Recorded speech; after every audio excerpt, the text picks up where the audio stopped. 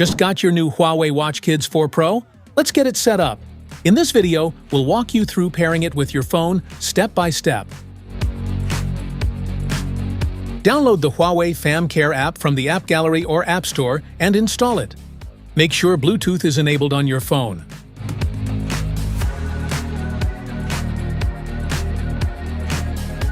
Insert a nano SIM card into the Huawei Watch Kids 4 Pro to enable calling and location features. Open the Huawei FamCare app, scan the QR code shown on the watch, and allow necessary permissions. Then create or log in to your Huawei account to complete pairing and start managing the watch. In the Huawei FamCare app, tap Add Device to begin the setup process.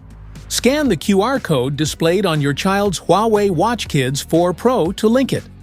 Once scanned, follow the on-screen steps to finish pairing and customize settings. Once paired, the app will automatically begin syncing data from your watch. It will also check for any available firmware updates and install them if needed. This ensures your watch is up to date and ready to use.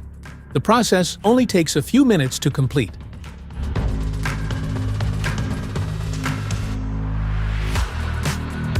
And that's it!